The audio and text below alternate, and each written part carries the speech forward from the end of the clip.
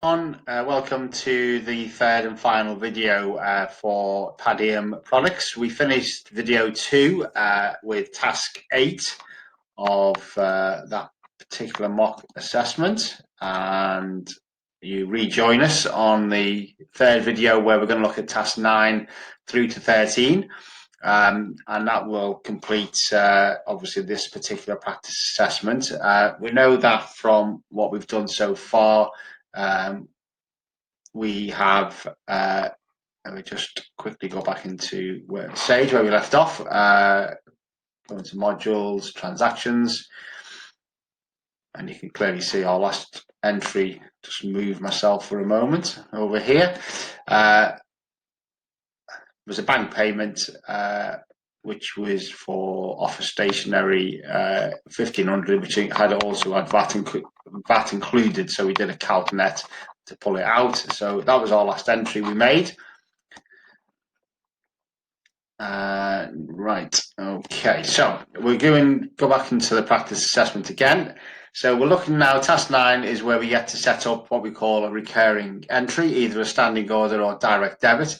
And it is a standing order in this particular case. So set up a recurring entry for rent. And this is the first of the screenshots we'll have to save. So save a screenshot and we'll make use of the folder as well with regards to that screenshot when we place it in there. It does tell us that we'll be provided with an evidence number for this in task 13, but what I'll do is I'll probably jump to task 13 so we can see what that evidence number is. It should be evidence number 5, and we might do it as we go along, if that makes sense. And then we must always do the screenshot before we process the first payment, so that's always important.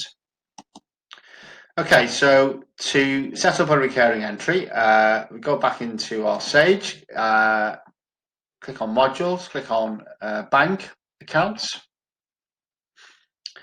and we are looking to set up a recurring item, which is around about halfway along. So we click on that. As you can see, nothing's there at the moment, which is quite right. We haven't set anything up, so we want to add, and that takes us to this first window.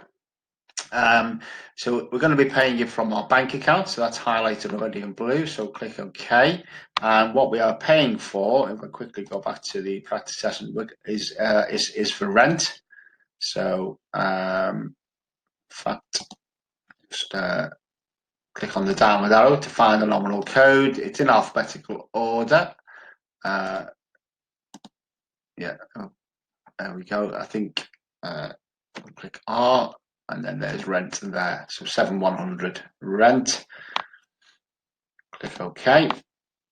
That doesn't work for some reason. I'm not quite sure why. Try that again. I think it's because I didn't click OK properly. That's why. Right, so click on that, and then I think if you double click it, actually, I think it just takes it in as well. Transaction details, it is a standing order, so I'll just type that in just to give a bit of extra detail. Now, this is the bit where we've got to be careful. It's normally done as every month, or maybe it could be every couple of months, but it's normally done monthly as opposed to weekly. So the options are days, weeks, months, so it is going to be months. If we just go back to the information, so it says that, so we're only doing 4 payments. It's 1 payment every month. It starts on the 2nd of May, finishes on the 2nd of August. Okay, so might be unusual that you're only paying rent till then, but maybe there's a rent review after that period, perhaps. We're only setting up the company on to Sage in May, so perhaps the rent review comes in August. So that could be why there's only 4 payments in this particular case. But the important thing is we follow the instruction anyway. So total number of payments 4, amount is £860, VAT not applicable. Okay, so we will ensure that we take all that into account when we do it. So it is every 1 month. The start date will be the 2nd of May. At the moment, it says the finish date is perpetual. That's because we haven't said how many postings we want to make. So we put 4 in there. 4 in there. And then just click onto the net amount, ready to put the amount in. and you can see it's got the finish date of 2nd of August sort of greyed out. Basically, that's because of the fact that we've put now it's 4 payments in. So rent will be 860. So on here, let's type 860. Either T2 or T9 it. Normally get rent. You don't normally have rent, doesn't normally come with VAT.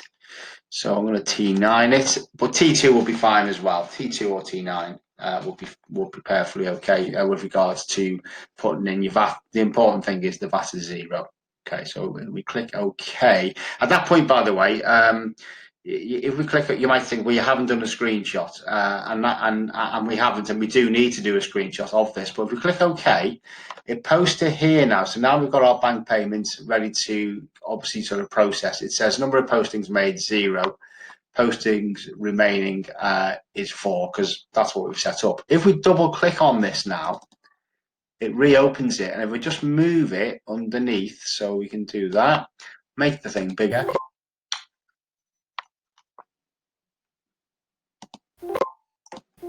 Just after that for a moment, we'll make it bigger now. There we go, and then double click on it, and then move it there. So now we can now do a screenshot of that. So what that does, it shows you how we've set it up, and it shows the examiner. Obviously, it's in here, and so that's the best screenshot to do. So I click print screen on my laptop, and what I will do is I will need to get rid of that now, and I can minimize it again. So restore it down. There we go. I'm just going to open up a Word document, just ready to put that in.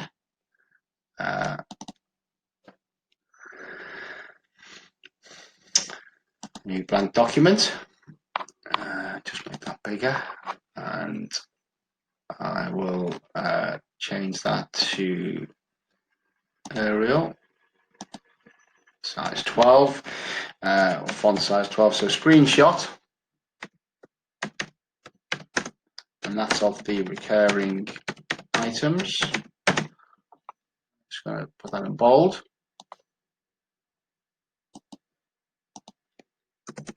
And then, because I've already done the print screen on that, if I right click my mouse, click paste options, and there you go, it brings it up. Obviously it's got my picture on. Of course, in the assessment that wouldn't happen, because you wouldn't be videoing yourself doing the assessment. So just make that a little bit bigger. I'm just dragging it around the screen really, just to make it a little bit bigger, so that an examiner could see what's going on there. And yeah, obviously yourself, when you're doing it, you can have a little mess with it basically and see how you would like it. Okay, so at that point, what I'm going to do is, normally if we go back to the assessment itself, quite sure why that's still showing, don't need that. So if we go back to the assessment itself, it does say that do a screenshot, and normally I think if you looked on Alfie's bookstore, I didn't put it into my folder until right at the end. I'm just going to put it in now to get it out of the way really. And in the assessment you could do this. You can scroll down to task 13, and I can see that the screenshot of the recurring entry is evidence number 5. Put evidence 5, my name, and then my AAT number. I'm not going to put my actual AAT number on here, but obviously, and again, you don't necessarily need to when you're doing the practice stuff, but if you want to, just to get you into the habit of doing it, then that's absolutely fine. Again, I don't need that. I can go, but I do need my screenshot. So I'm just going to do File, Save As, Browse, and I want it to be on my desktop. And then there's my Padiham Products that I opened. If you remember, I opened that and put it on my desktop at the very start of the assessment. I'm going to double click into that. I don't want to just call it screenshot though, so I want to call it evidence 5. I'm just going to put my initials, AW, and obviously you would put your full name there, and then AAT number, whatever that might be, and then I can put that in there. And now, because I put it in my folder, I can get rid of it, and just to prove it is actually there, if I just minimize that and minimize, say, I'll show you that in a moment actually, because I'll need to do the processing first, obviously, so that might make more sense, and then I can show you that it is in my folder. Right, so £860 per month starting on the 2nd of May. So we've done the screenshot, I've put that into my evidence folder, and now I'm going to process the first payment. So back into Sage, and all I need to do is click, it's highlighted in blue, whichever one. If there was a number of different standing orders, direct debits listed here, you just want to highlight the one you want and then just click process. Tells me that it's going to process one payment. The date will be 2nd of May. We click post, and there we go. You can clearly see it has posted it because the posting's made now is 1 with 3 left to go. So that's fantastic. That's gone through to transactions. And as I said, we just minimize my screen, go into Padiham Products, which was the folder I created. You can clearly see the evidence number 5 that I've just put in there, basically. So that's all ready now for obviously the evidence that I'll need to put in for the rest of the assessment as we get to it. Right, okay, so that's task 9 done. Task 10 will be to do with petty cash. Sometimes you may be asked to restore petty cash. Perhaps if they don't start with the impressed amount, you may have to put that in first and then deal with a number of petty cash vouchers, or you may just get to deal with petty cash vouchers you don't even get asked to restore. So we have been asked to restore here to do a reimbursement, so that's the next thing we're going to do back in Sage. Okay, so the first thing we need to do, task 10, is says refer to the following petty cash vouchers and reimbursement slip and enter these into the accounting software. And task A within, subtask A within task 10, refer to the following petty cash reimbursement slip, enter this transaction into the computer. So at the moment, we know from task 3, when we set up, just going all the way back to task 3, petty cash had a balance of £56.93. There it is there. Okay, so you can see that. And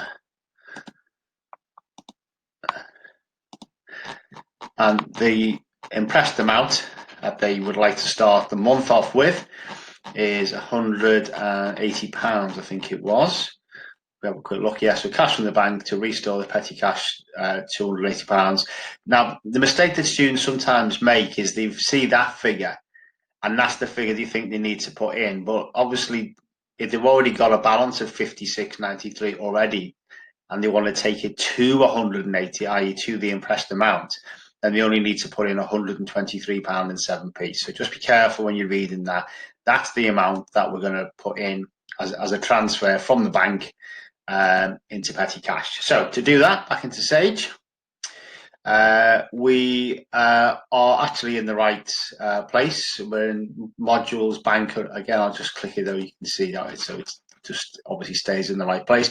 What we're going to do is the easiest way to do it is as a bank transfer. And we're going to go from the bank and we're going to go to petty cash.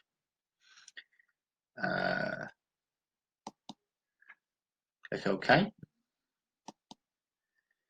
Date that this is happening is, just remind ourselves, is on the 1st of May. So 1st of May, click on the calendar, 1st of May. Details comes up as a bank transfer, and the amount, and which we can just leave as that basically. And the amount, again, just remind ourselves, 123.07. So 123.07 is the figure to put in. So just a quick check on that from the bank to petty cash, 1st of May 2020, and then just £123.07. Click save, and then close that. So part A done of task 10, and then B, we've got 2 petty cash vouchers to put in. So refer to the following petty cash vouchers, enter these into the computer, into the accounting software. So one on the 7th of May and one on the 18th. So back into Sage, still in bank, and we treat them like bank payments, except, so click on bank payment, but rather than leaving it as 1200, we're coming out of petty. We're paying this out of petty cash, so we'll just click on petty cash and click OK. First date, I think, if I remember rightly, was the 7th of May. Reference, we can just put the petty cash voucher number in. So we should remind ourselves of that, PC212. So PC212. XREF we don't need, nominal code we do. And what are we paying for? Let's have a quick reminder. So 5 reams of coloured paper, including VAT, £32.60. So you kind of have to know that's clearly going to be some kind of office stationery. Then that will be. So if we go back in, go into our nominal code, click O, office stationery. There it is, 7502. Is the nominal code. Departments, project ref, cost code we can ignore. Details, though, there is a bit more detail we can put in there, and I think what it was 5 reams of coloured paper. So 5 reams of coloured paper.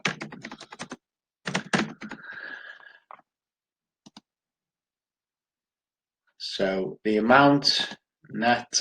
Now it says that this includes VAT, so £32.60. So we know what that means. We put the £32.60 in, but that's essentially the gross amount. So we want to do calc net.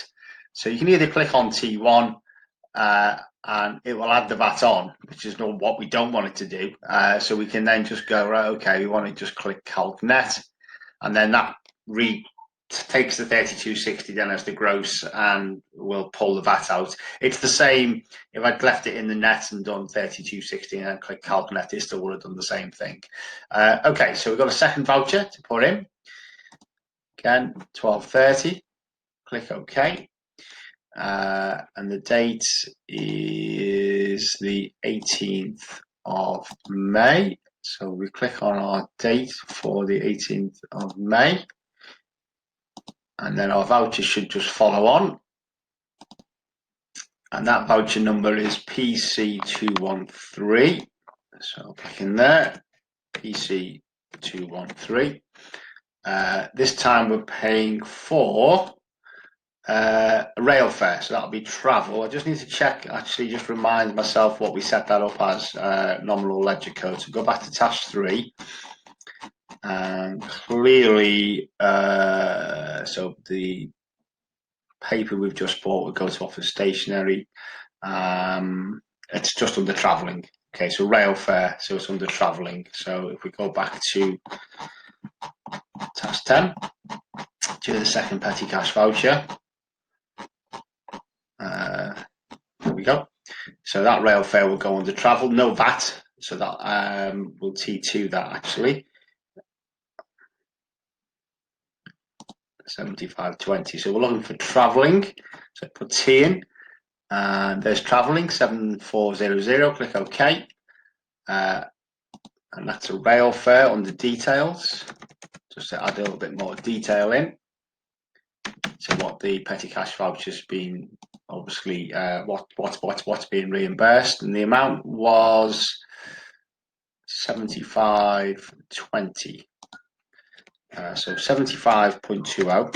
When I clicked onto the T, the tax code, obviously it's going to add VAT on because it's preset as T1, but if I change that to T2, click OK, it takes the VAT off and leaves it as 75.20, which is what we want to happen. So that's the 2 petty cash vouchers posted. Just check there's no more. There we go, those 2. And then straight to task 11 after that. Yep, so that's fine.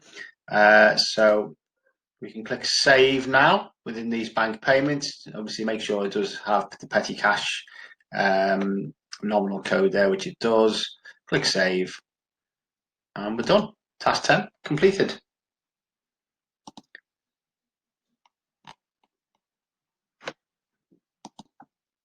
So task 11 is will always be to post some journal entries, sometimes to correct errors that have been, if you like, sort of deliberately made by AAT, and you know, obviously it may not just be errors that are being corrected. It could be like a posting that's perhaps been missed off or something like that. That is just been now, and I suppose you could argue that that's an error as well, really, isn't it? Because you haven't put it in. Here we've got two journal entries. One is an error for the amount which was shown on the email from the owner for premises insurance on the 15th of May. So it looks like we need to add a further £50 onto premises insurance, obviously coming out of the bank, to correct that. And then the second one is that the owner took out some money for personal use, which for some reason hasn't gone through. So we need to put that through as a journal entry as well. So we go back into Sage. If we click on modules, if we click on nominal codes and click on journal entry, you can put a reference there if you want. I don't tend to, only because it's you know, it's I suppose if you were doing different journals, journal 1, journal 2, journal 3, etc., as you were going through the month, then that might make more sense. But the date's obviously important, so just check that date. They're both being posted on the 30th of May. So that's the journal posting date, 30th of May. So first one, if we go to the first journal, we are paying a further £50 of premises insurance. So the nominal code is to say that for the debit, anyway, or half of the entry. So premises insurance, click OK. XREF, we don't need to put in details. We can just go back to the information. So correction of error for, so correction of error for posting of premises insurance. Something appropriate. It doesn't have to be exactly that. You can be something else, as long as it makes sense, really, with the detail. The debit is 500, I think it was. No, sorry, 50 even. Are there? 50. And then the credit is to go to the bank. So if we look for bank account, which was where the credit entry was going to go. And again, on the details, just if you can start typing in correction of error for posting of premises insurance, will come up again, and £50. Excuse me. You could just save that now, or as we will do, just go to the next, or the next row and post the second part of that journal, which is the owner taking drawings out, £250.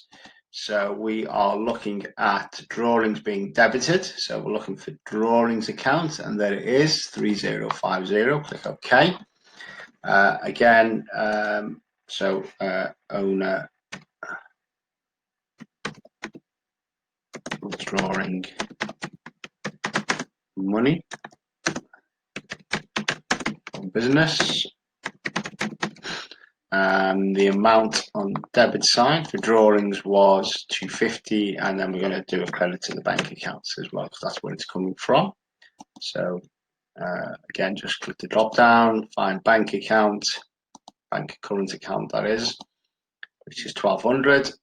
Again, start typing in what you've just typed in, owner withdrawing, and it is there, and it will come up, and you can put the same narrative in for the second half of the journal, and then a credit to the bank of 250. So that's your postings made for your journal. Click save, and that will post it, basically. Okay, and then close, and then that is task 11 completed.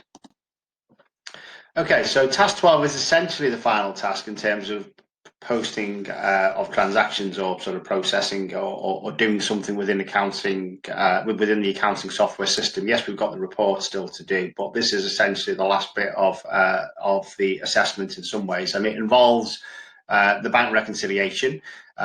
So refer to the following bank statement. We've received this bank statement from our bank, Rowley Bank. And we're asked to enter any additional items onto the bank statement that have yet to be recorded into the accounting software. Importantly, it does say ignore VAT on any of these transactions. What you'll normally find is there's normally a couple of items. Okay, so I think on Alfie's bookstore there was only one item that hadn't been recorded, which was bank charges, and you would normally expect to see either bank charges or bank interest received as being one of those two items that you should be looking for. I mean, they could make it more than two, but I've yet to see that actually since the AQ 2016 has been running under the using accountant software under this task. It's always been two items that you need to look for. One of them being bank charges or interest received. We haven't got bank charges this time, but we do have interest received. So we should be looking for that immediately, looking for bank charges, looking for interest received, because that will help when we actually start the process of the bank reconciliation. There will be another one to add in as a payment or a receipt. It's normally been a payment. So again, we will look for that as we go through the bank reconciliation. We'll save the screenshot of the bank reconciliation screen. You'll be provided with the required evidence number for this in task 13. And then reconcile the bank statement. If the bank statement does not reconcile, check your work and make the necessary corrections. We do the reconcile bit. We click reconcile on the bank statement once we know everything is balanced essentially to zero. We do our screenshot first to show that we've done that, and then obviously we then click reconcile. So we'll come to that as well very shortly. Okay, so back into Sage, and what we need to do then in Sage is go into modules, go into bank accounts again. You see, we use bank accounts quite a lot on a lot of the transactions, as you've probably realized. Click reconcile. We don't tend to have a statement reference. That would maybe be like a statement number. If you check your own bank statements, if they send you, I get mine like electronically now anyway, but if you still get paper statements, you may find a statement number in the corner of the statement somewhere. We don't tend to have that on what we get given, but we are given the bank statement date, so 31st of May. So that's what we're going to put in there. Don't do it as, by the way, so slashes, they don't like that. If I put it like that, it will not accept it. It doesn't like that. So 31st of May, 2020. Now, this is important. If we don't do it here, we can do it on the next screen when we click OK. But it's this end balance.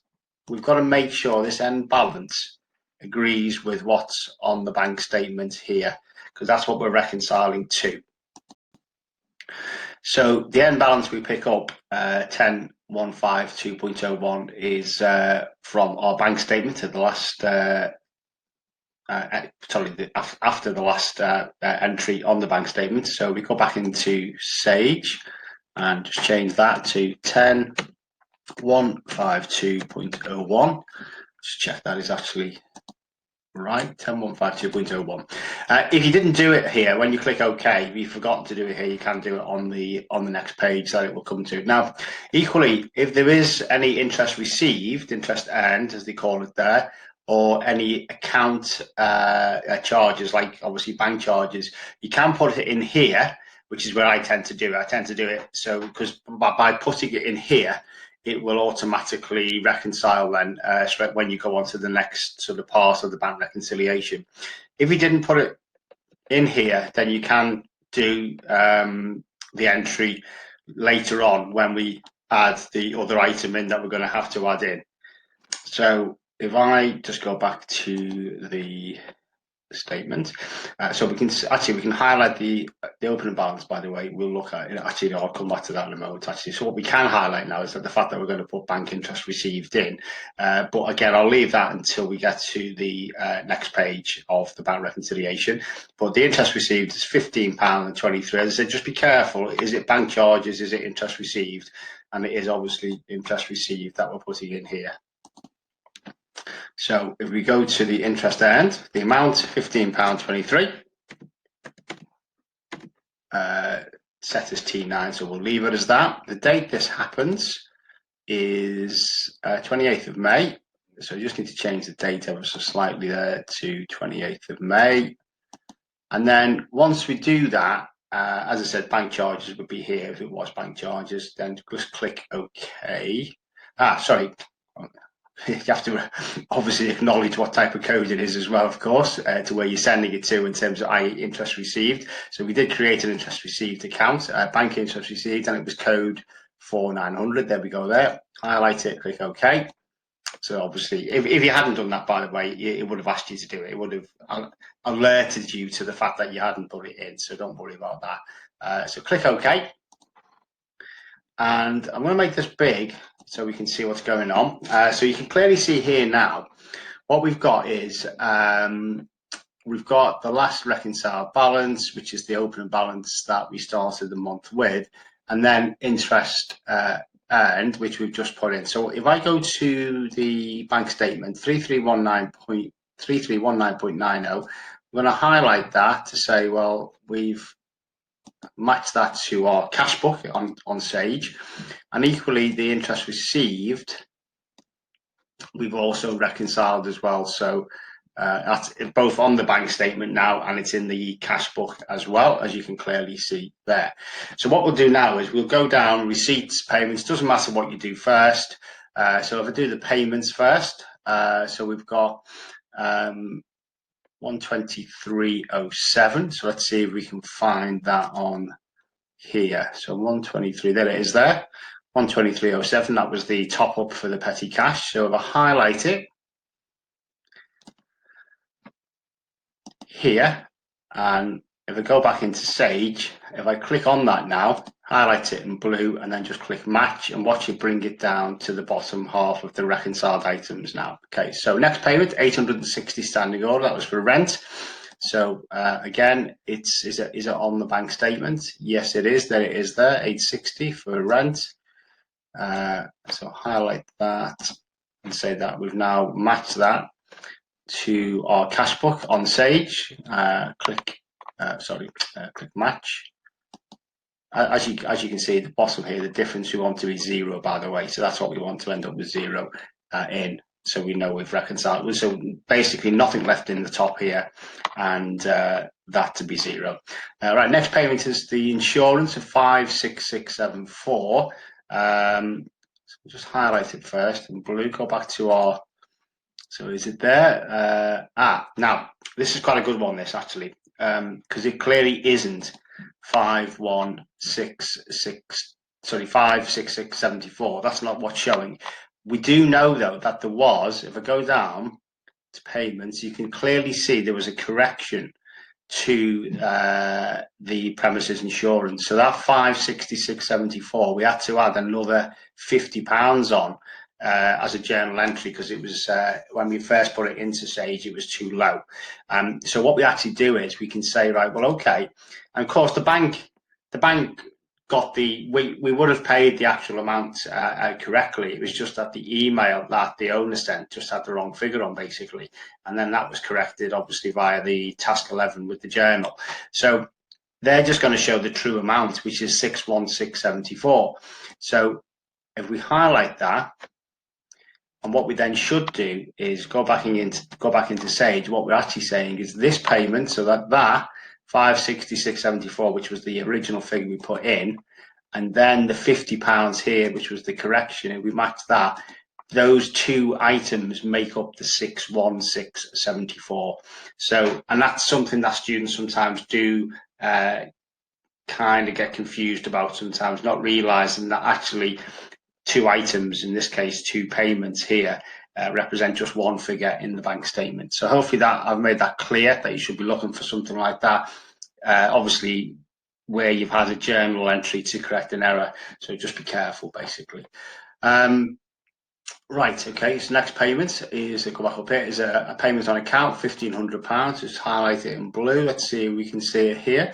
Yeah, there we go, it was a check paid to a supplier, so highlight that, back into Sage, and we can click match for that one.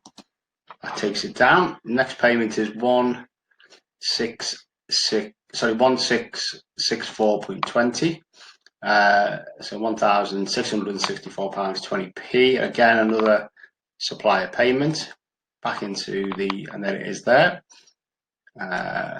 Just highlight that and click to highlight, and then back into Sage and just click match. So we've matched that to the bank statement. Then we've got 1,500 for that office stationery that we bought. That was part of task 6. Sorry, that was part of task 8, I think, actually.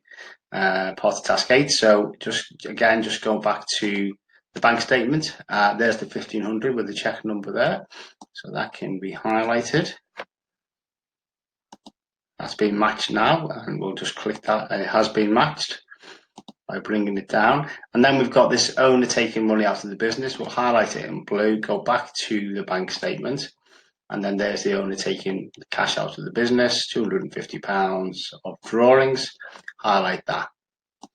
Now, you'll notice that there's a payment here of £200 that is on the bank statement, but is not showing in the payments part. So I just need to match that first, I should say. Click match, so that brings it down. So you can clearly see now all the payments have been matched to what we've got on the bank statement, except there is a payment still on the bank statement which is clearly not showing in the cash book on Sage. So that's going to be the other item. Remember I said there's going to be 2 items, interest received or bank charges, and another item. That's going to be the other item that we're going to have to post very shortly. We'll come back to that. Now we'll go to receipts. So our first receipt that's showing is the sales on a particular week where we had the shop sales. So 2684.56 is the figure, and let's see if we can see that. There it is there, 2684.56. So we'll highlight it back into Sage, and we can match that and bring it down to the bottom here. Next one is 355.225. Let's see if we can find that. There it is, 355.225. Excellent. Highlight it and then back into Sage and click match. Next one is a receipt from a customer who we sell to on credit terms, some money being paid, so 1780.42. Again, just going to highlight that in blue, and then 1780.42, there it is there. So I'll highlight it in yellow on the bank statement. As to say we've matched it. So again, we need to bring that down now. So I'll click match. And then again, some weekly shop sales again, 1471.33. Back into our bank statement, 1471.33, there it is. And click on the yellow highlighter to say we are about to match it to what's in the cash book on Sage. And just need to click match. And then we've got another receipt from a credit customer being received, 1386.34. So 1386.34, there it is, from Reed and Partners. If you remember all that way back to task 7 when that happened. Again, just need to go back into Sage and just match that one. And then our final receipt is the last week of the weekly shop sales that were made, 2655.99. So back into our bank statement, there it is there, 2655.99. Highlight it in yellow. Now clearly, what we should see now, when I go back into Sage, I'll highlight that in blue, sorry, and then click match. Everything's gone from the top. Everything's been moved to the reconcile items at the bottom, but this is not saying 0. It's saying it's £200 with basically £200 out. We know that is going to be the case because we know that there was another item that is on the bank statement that we have no notification of. It could be a receipt of money, it could be a payment. It is a payment for £200 and it's for Gisborne County Council for business rates. So all we need to do is, we don't even have to come out of the bank reconciliation screen. So go back into it, and we're saying it's a further payment that is on the bank statement but now needs to go into Sage. And you can see at the top here, we can just use these icons here to say, well, obviously if it was a receipt, we'd click receipt. If it's a payment, we click payment. So click bank payment. it opens up the window within the reconciliation itself. It's coming out of the bank 1200. The date it's happening, let me just check. That is on the 27th of May. So 27th of May. So click our calendar. 27th of May. There is no reference as such. XREF we can ignore. Nominal code, we're paying for business rates, it said. So rates is, sure I've seen rates somewhere. Might be under general rates, but I'm pretty sure we changed the name for it. Let me just click on the name again. Click art.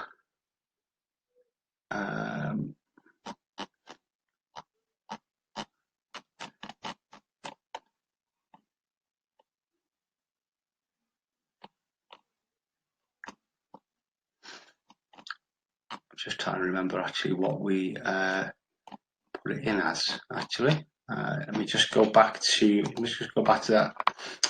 Back to our. This is the bit where we hit a snag only because I can't find what we've set it up as. So we did set it up as rates according to us, yeah. And I think it was general rates.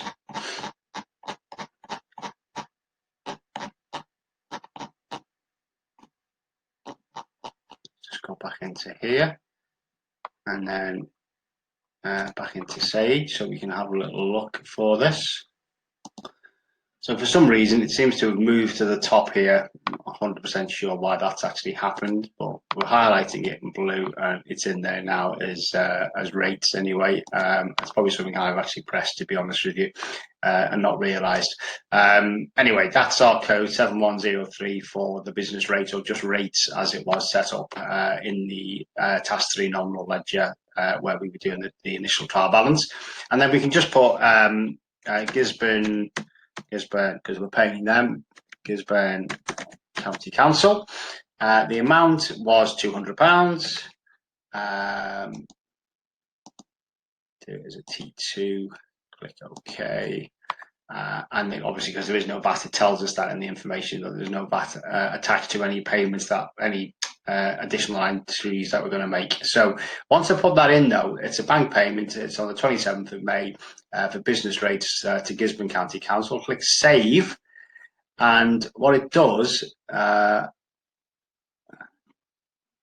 saved it, close it, and what you'll see is it automatically puts it into the reconcile items bit.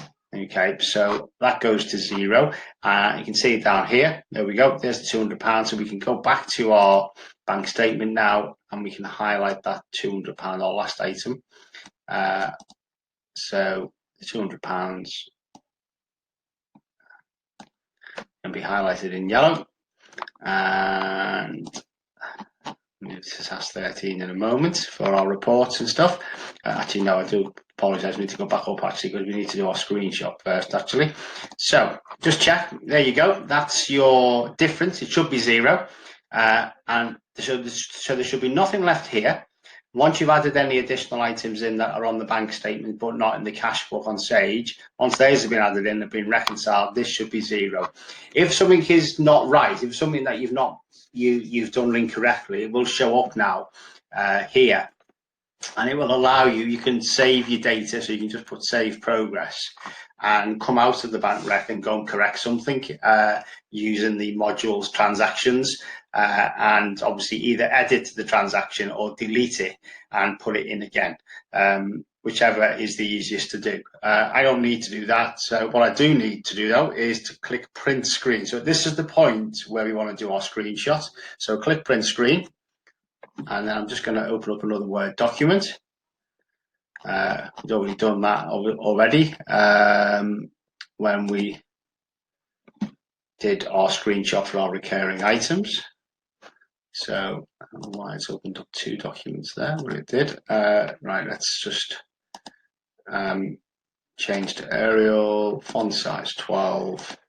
And I'm going to change the layout so to a landscape I just feel after the bank rec, it's better to have it as a landscape actually. So again, we're going to call it a screenshot.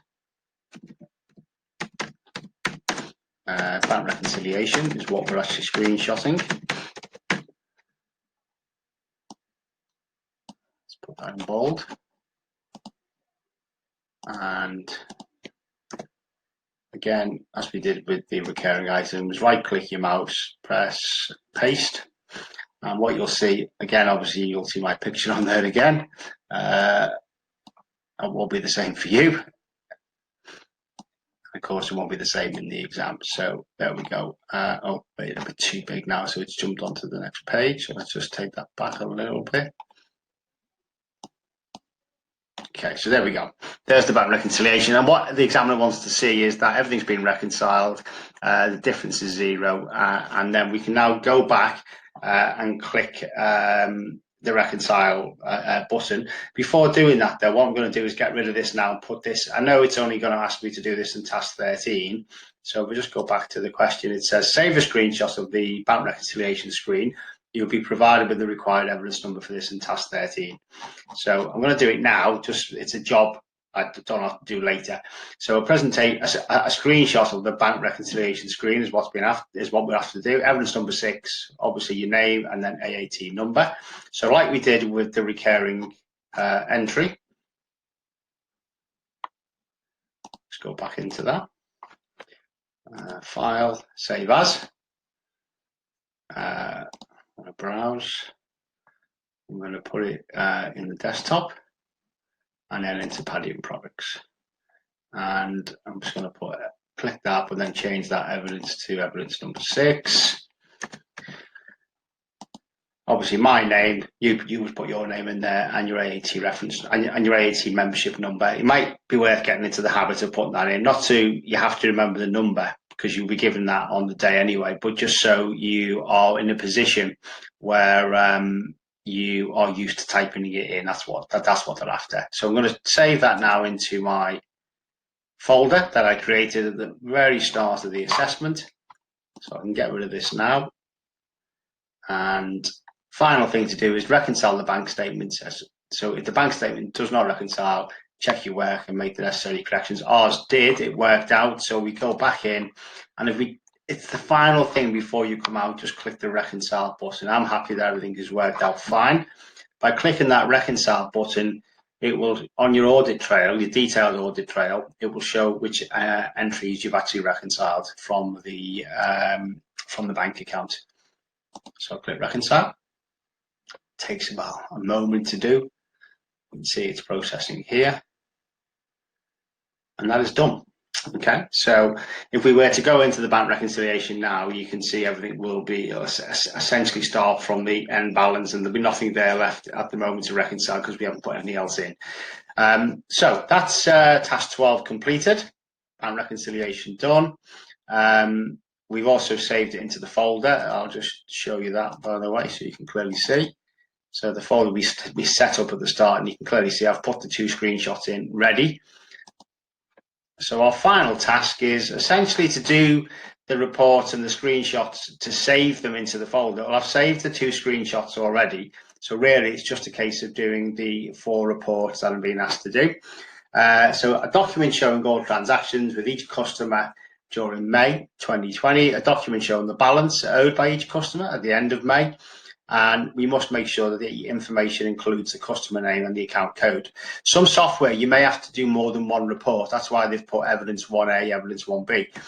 Because we only have to do 1 report for that, we can just call it evidence 1. That's all we need to do. Evidence 1 is just 1 report. That is required for us because Sage allows us to be able to do that. So we go into, because it's to do with customers, modules, customers.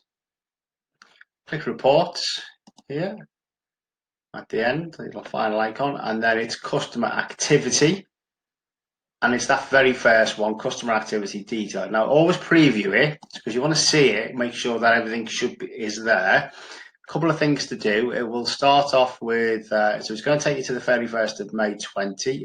The day we don't really want to showing you from the first of the first 80. It's just like a preset date that really. So if we just click today's date, and then go back a month to May, and I want to start it from the 1st of May. Come out of the calendar, and now I can see from the 1st of May to the 31st of May. Click OK. And what it does is, if I just make the screen bigger, you can clearly see the 3 customers that are part of this particular business who we've sold to on credit terms. There's the customer name each time. There's the customer code. There's the transactions that have taken place with each customer, and then there, the amount outstanding. You can see that on each customer as well.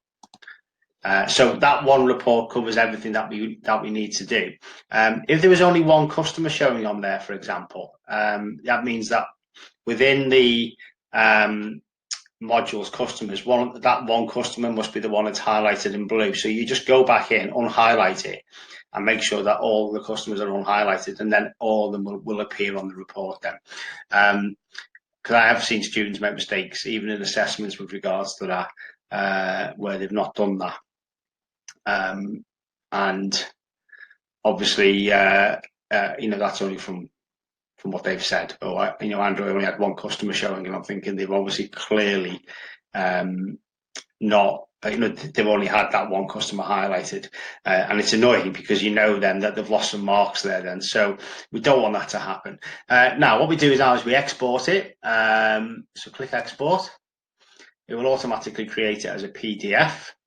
And we're going to put it into our desktop, put it into Padiham Products, and we're going to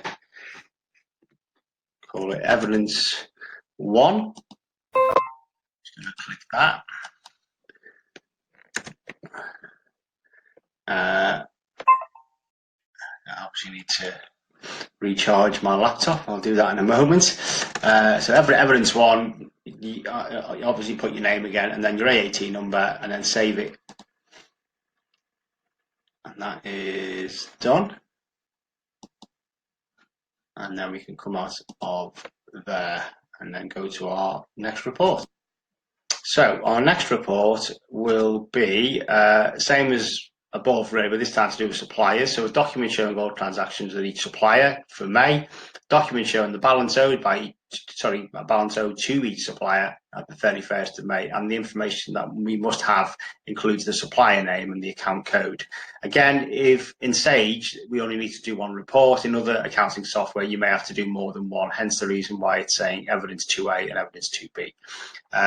So we just need Evidence 2, that's all we need to call it. So if we go back into Sage, modules, suppliers, reports, and rather than customer activity, we go for supplier activity. And it's the second one down. Click on the preview. Again, change the date, so it's the 1st of May 2020 to the 31st of May. So click on the downward arrow for the calendar, just click today's date, go back to the month you want, which is May 2020, and click it as the 1st of the month. Come out of the calendar, so we now see 1st of May to 31st of May. Click OK.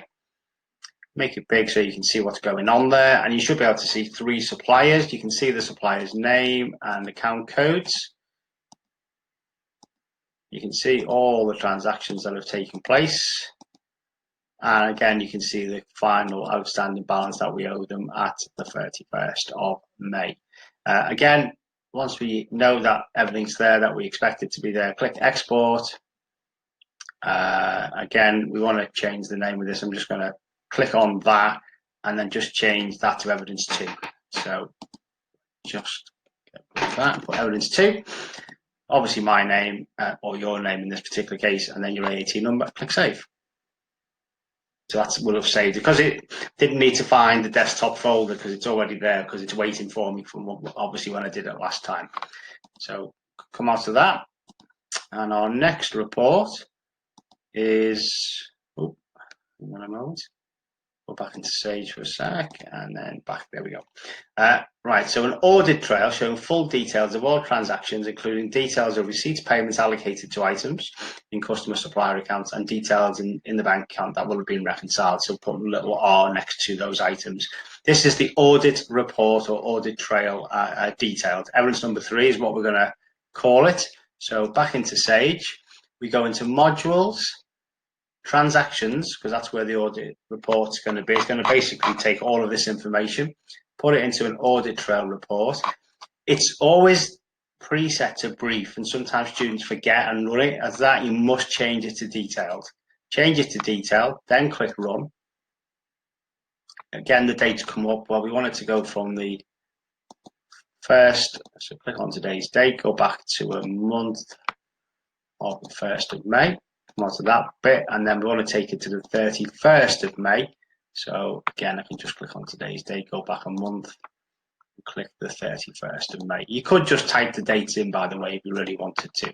That would be fine as well. So 1st of May to the 31st of May, click OK. Make it big again on the screen so you can see what's going on. And you can clearly see, normally the audit trail report is about 3.5, 4 pages long. So that's what you should be expecting to see. You can start seeing the R coming up soon where the items have been reconciled. You can start seeing them here. So these are the items where we did our bank reconciliation. So this is about 4 pages long. And there we go.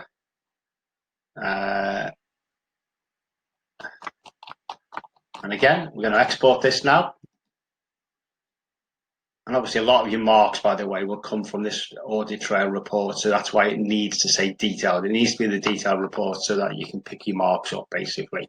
Again, we'll give it the evidence number 3, which is what it says. It's already opening up in the desktop in Padiham Products, so that I don't need to find it. Click Save. And then that's that report done.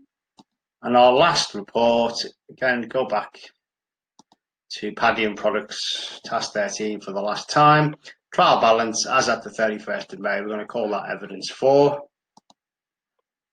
So we go into modules, nominal codes. About just under halfway along, click on trial balance. It's preset to preview, so we'll run that. Make sure your date is for the first month, so period 1, which is May 2020. Click OK. And obviously make sure it should balance with no suspense. We checked after task 3 that it had no suspense. So essentially it should be exactly the same. It should be exactly the same now as well. There should be no reason why, you know, that you would have a suspense account. Okay, so what I'll do is I'm going to save this and I'll send you this on email, just this particular report for the trial balance at the end, so you can check when you go into your trial balance at the end that yours agrees with mine, and hopefully it will do. So I'm going to export it. I'm going to call it evidence 4. That's what it tells me to do, and then click Save and come out to that. And that's it. We're done. Our Padiham Products, everything is done. We've done what we needed to do. Okay, so I can come out of that for now. I don't need to save that. Because otherwise you'll get the version with it highlighted. What I do need to do though now is I'm going to back it up. So I'm going to do a backup. Even if I don't do a backup, it will save it on your local Sage area, so i.e. within Sage itself. But it's always good to back it up, and you know, obviously on the exam you won't essentially do, well, you will, but you'll back it up, but it won't get kept once you've done your reports and stuff. Even if you back up at the end after doing the reports, it can't stay on the computer system within the exam room anyway. But when you're doing this at home, you can back it up. Just click yes there. We're going to, I always try and shorten it just so it's just got the name of the company with my initials in, and I'm going to browse to find an appropriate location. I'm going to put it in my documents. Now I think after video 2 I did save this already. In fact, I'm going to browse again. I think I put it into using accounting software, which I think I did. And I think it'll come up now and say, if I click OK, it'll say the file already exists. I don't know, it says we'd like to check. I'm sure I saved a version of this somewhere. Let me just come out of there. I'm going to say yes to that. I might have saved it as a slightly different name, maybe. So anyway, I know I did save a version of this after video 2, which I didn't show you on video, but I did save it, and then I'm saving it again anyway. So this will be up to date now with all the transactions right up to task 13. No problems to report, which is good. No errors, no warnings, no comments. Click close, close again. Backup's been successful, and we can come out now. So I'll become, it'll always ask you when you're coming out, do you want to back up, but we've just backed up, so don't have to do that. And that's it. That's our Padiham Products. Again, just to go into the folder, you can now clearly see everything there. Evidence 1, 2, 3, and 4 are the PDFs. That's the reports that we've just done. And evidence 5 and 6 are the 2 screenshots. This is what you will send to AAT or upload. After you've finished your assessment, you'll upload each piece of evidence at a time. So don't do it as a folder. It won't like that.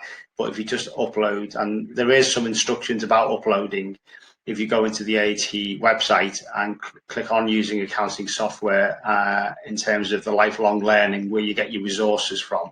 And there is a little, I think 2 or 3 pages explaining how you would, well, I think it's a page or 2 actually, explaining how you would upload at the end of an assessment. It's quite useful to have a look at, but you would do it one item at a time though. Okay, that's it. Thank you very much. Hope you enjoyed the video or videos for Padiham Products. I hope they make sense.